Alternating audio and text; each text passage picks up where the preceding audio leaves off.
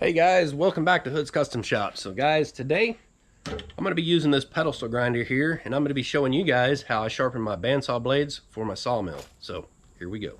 All right guys, so what we got here is our fine grit grinding stone on our Delta, little 6-inch Delta pedestal grinder here. I guess you could mount it on a bench or whatever you want to do, but for me it works best mounted on a pedestal, and this right here is about chest height for me, so it's, I don't know, probably 4.5 foot off the ground right here. All right, so that works pretty good. All right, so what you're going to need is a good pair of gloves, and you're also going to probably need some respirator help to keep the dust out of your lungs and everything. But you want to shape your grinding wheel similar to like I have right here, because you're going to be using this side of your grinding wheel to grind on the face of your tooth, and then you need this right here to be able to grind down in the gullet. Okay, so let me show you how that is done. You would shape your wheel with a piece of diamond wheel shaper piece like this right here that came with my grinder, or you might go to a machine shop and see if they have a diamond encrusted grinding wheel shaper like this that you can buy off of them, maybe a used one or something. So that right there is pretty nice. You can clamp this in a pair of vice grips or something. You can use that to really shape your grinding wheel. All right, so let's clean this up a little bit, because we got a little spot right here that kind of needs cleaned up.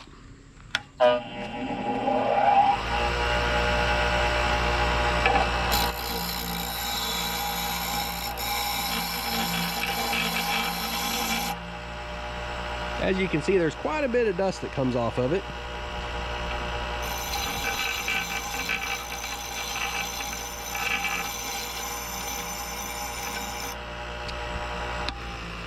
All right, got that cleaned up pretty good. Got dust all over me. All right, so let's let this thing slow down. All right, so right here on this side, what I did was I relieved back in here a little bit, just kind of made it go in at a little bit of an angle, so we're not grinding the very tip until we have it out here towards the edge. All right, and then this right here is just clearanced, so that'll fit down in the gullet. Let me grab one of my blades here. All right, so I got one of my blades here, and the first thing I want to do is find the weld seam on my blade, which is kind of hard to do on these Monk Force blades because they do such a good job. There it is right here. All right, here's my weld seam. As you can see, that's very nicely ground. You can really hardly tell where it was welded. But anyway, this is kind of the point where we want to start at, especially on blades like this, where you can't even really tell that it needs sharpened, but it does need to touched up a little bit. So anyways, let's get started here.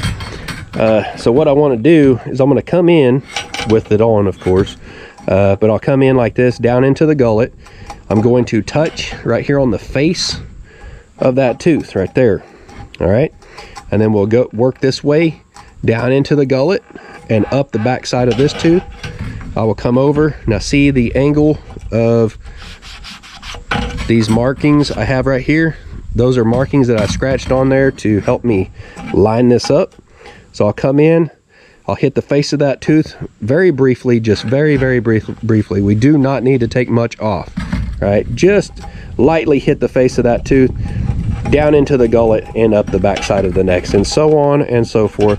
Take your time, be very gentle, don't take off too much material, and you should be fine. So here we go, guys, let's get her done.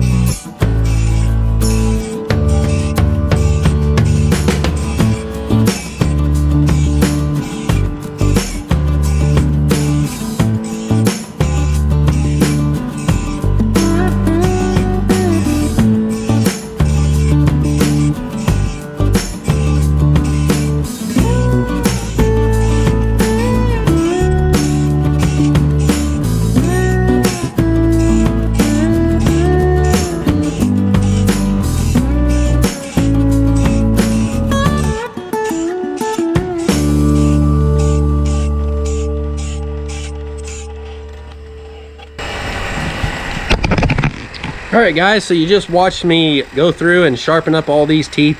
Man, I can just feel how sharp that is. It's very cat claw like. So let's go get this set up over here on this makeshift bench that I have, and I'll show you guys how I set the teeth. So let's get after it.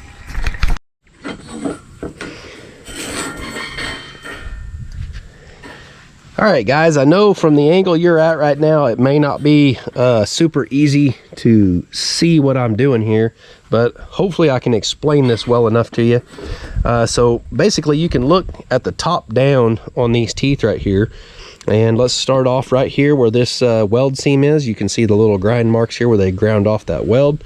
That's where we always kind of want to start at. That way we know when we've come back around to that spot. Now, if you have a hard time seeing it like this right here, you might grab you a paint marker or something, you know, a yellow or white paint marker or something, and mark that right there so it is a little more obvious. That way you're not working your way around this thing multiple times, because I'll tell you what, there's a lot of teeth on this blade, and I've got 21 or so of these to do, so I don't want to be doing multiple teeth over and over again.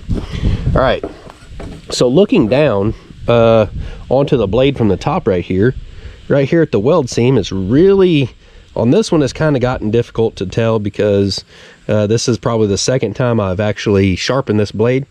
So anyways, looking at it, one tooth is actually going to be straight. This one is going to bent to the inside. This one right here is bent to the outside. Then this one is straight, and so on and so forth all the way around the blade. So every other tooth on there, you want to bend it to the opposite side. So what you want to do, what I'm going to do is set this up. All right, I've got it set, let's see, but it's right there on the 8. I guess that's 8 degrees or something like that. I don't know. This right here is just an old tooth setter I got from a yard sale from a guy who owned a sawmill, just an old timer. And this right here is what he used to set the teeth on his bandsaw blades.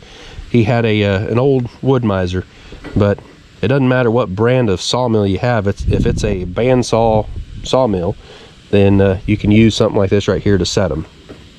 All right, now you want to kind of be careful and make sure you get this all the way down in the gullet.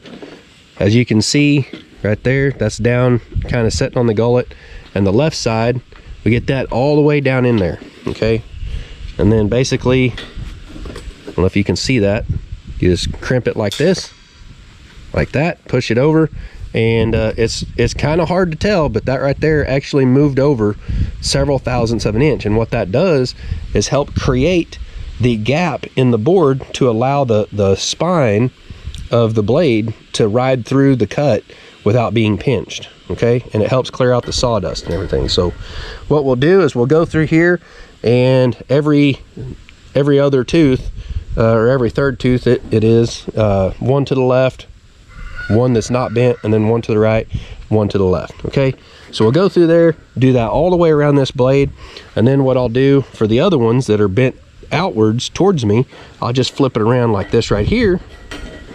All right, and you do have to be pretty mindful of what you're doing here, but just flip it around like that right there and crimp it in. Okay, and I tend to go this direction instead of that direction because it's just easier, and you're not running the sharp part of that tooth into the metal part of this setter right here.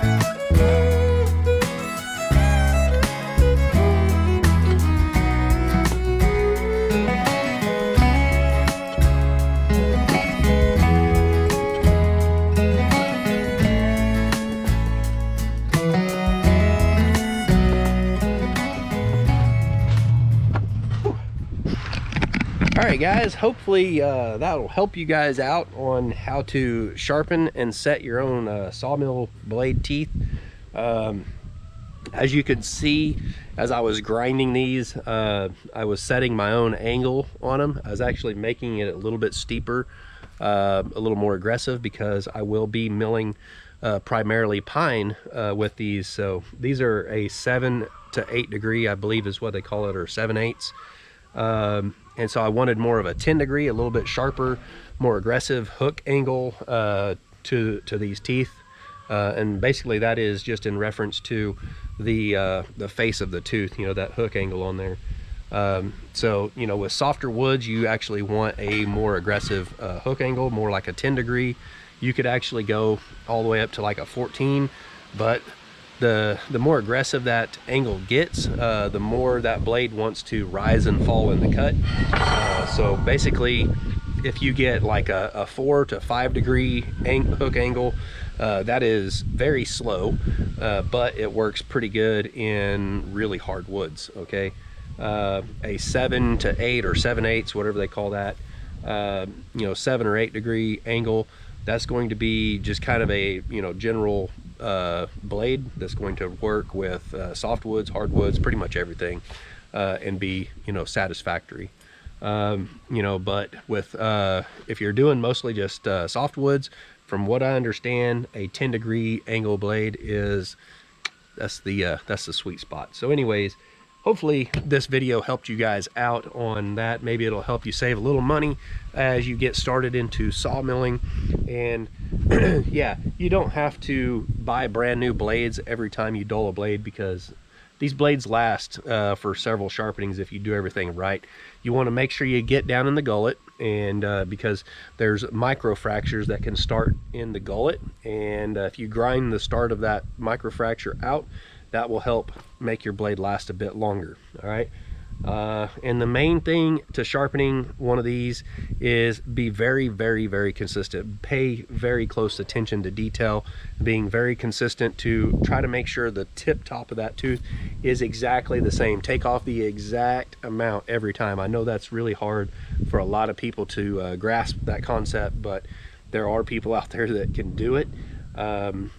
Maybe I'm one of them. I mean, I'm not saying I'm perfect at it, but I do a good enough job that I could probably measure these with a pair of calipers and be within a few thousandths of an inch on each one. So that will actually produce a fairly satisfactory product, end product or whatever, without having to, you know, necessarily run it through a planer if all you're looking for is rough sawn lumber. I mean, after all, that's what you should be expecting off of a sawmill, is rough sawn lumber, not finished stuff. All right, so you need to expect that it's going to be a little rough, kind of like this board right here that I'm working on.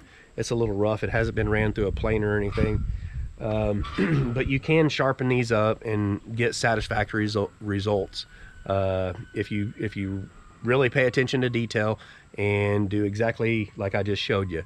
I would go throw this on the mill right now and throw a log on there and mill it for you, but I'm going to wait until I get to the 41.36 because I don't really have very many pine logs laying around here to mess with, and I'm just getting everything ready to go over there and mill for them. So you guys will have to stay tuned, watch the video on that, and you'll get to see this blade in action. I'm actually going to go put this on the mill, but I'm not going to use it. It's just going to be on the mill. That way this will be separate from all the other blades, so you guys will be able to see just how well this thing cuts whenever I get out there and start milling. All right, and I'll be sure to share that with you. So anyways, if you guys haven't already, go check out Simple Life Reclaim and Country Road Cure over there on the 41.36. Their YouTube channels are super awesome. They are still on the ground floor, breaking ground, building their homes and everything. Country Road Cure right now actually has their shed to homes. They're getting power to the property. So far they have been off grid, which, you know, if you're running off of generators, y'all know that's pretty expensive. And so they're trying to control their costs. They're getting electricity out there. Going to be getting that hopefully by the time I get out there. That'd be pretty cool. So yeah, we're going to have, I guess I'll let the cat out of the bag. We're going to have actually 2 sawmills out there set up and running. We're going to have mine and somebody else's sawmill out there running at the same time. We'll have the log arch trailer out there to load logs onto those mills and get as much busted out as fast as we can, get as much done for them as we can. And we're also going to be going over Tuesday to Bobblehead Homestead, so make sure you go check out Jeff's channel called Bobblehead Homestead. Really awesome dude, and we're going to be out there for his birthday. A whole bunch of channels out there actually helping do a lot of things on his property to help him out. So that is going to be really awesome. I mean, probably the main thing is that we get to hang out with Bobblehead. So Jeff is really cool. I met him on the 41.36 at the 4th of July Freedom Fest party, which was super awesome. Got to meet Drew out there and a whole bunch of other YouTubers that I've actually met before. But yeah, we got to meet a few others out there. And also looking forward to meeting Mama V from Possum Run Homestead. That's another channel out there, and her channel is blowing up. She is like just across the mountain from the 41.36, so I might be doing some milling for her also while I'm out there. And then I've got another special treat for you guys that's lining up. I'm not for sure if it's going to happen, but it's very likely going to happen. Going to possibly be going to help someone build their schoolie. So anyways, we'll see you guys later. Thanks for watching. Don't forget to subscribe, smash that thumbs up. We'll see you next time. Bye.